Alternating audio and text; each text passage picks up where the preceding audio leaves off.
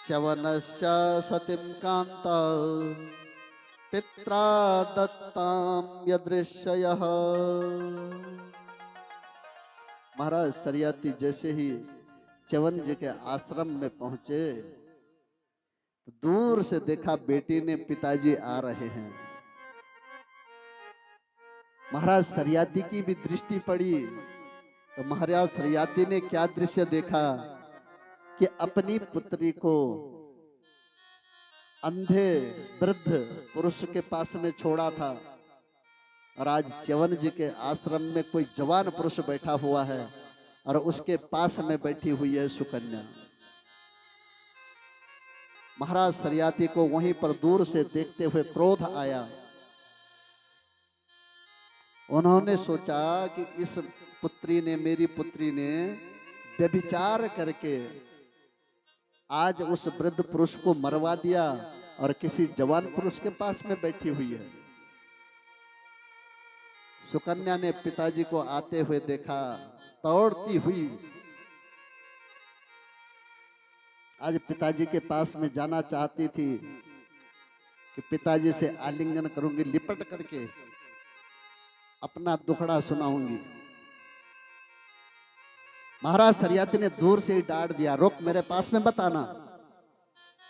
ये कौन पुरुष है जिसके पास में तो बैठी हुई है?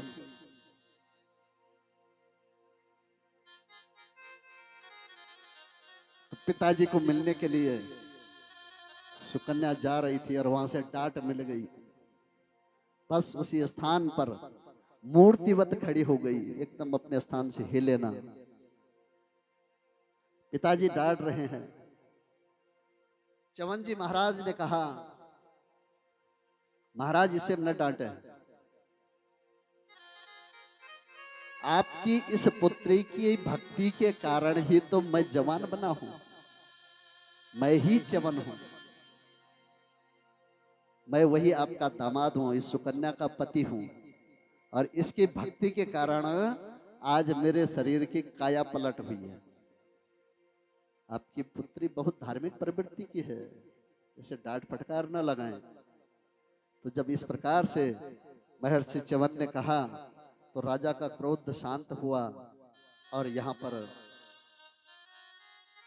महाराज आज मां भगवती का धन्यवाद प्रकट करते हैं और कहते हैं, किंते सुखम चात्र बने सुखेसिन वृद्धे न सार्धम विजने मृगाक्षी सेवा तथांदस्य नवम वयश्च किंते मतम भूपति पुत्र दुखम।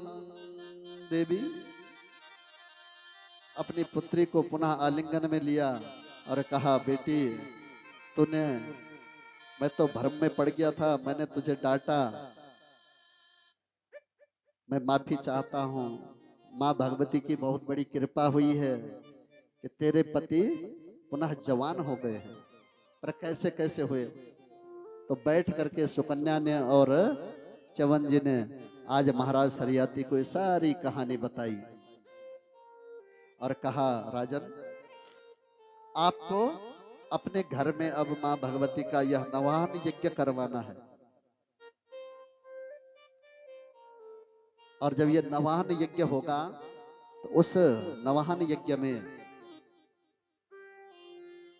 जो आहुति देवताओं को दी जाती थी उस यज्ञ का भाग तब तक अश्विनी कुमारों को बाहर किया हुआ था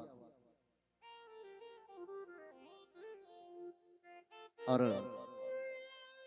बोला उन अश्विनी कुमारों को भी यज्ञ का भाग देना है और बड़ी धूमधाम से वो यज्ञ अनुष्ठान हुआ और महाराज च्यवन के साथ में अश्विनी कुमार प्रकट होते हैं। इंद्र कुछ कहना चाहते थे पर उनको च्यवन जी के तपोबल का पता था कि हम ज्यादा कुछ कहेंगे तो च्यवन ऋषि फिर हमें भी श्राप देगा। सारे देवता चुप हो गए च्यवन जी के सामने और आज यहाँ पर मां भगवती का गुणगान कर रहे हैं। अब वो किस रूप में माँ आती है, कब भक्त की रक्षा करती है।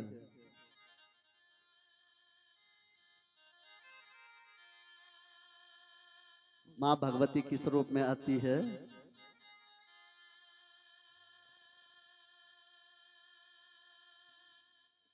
नौरता मडाण देवी तेरा लगौना, नौरता मडाण देवी तेरा लगौना।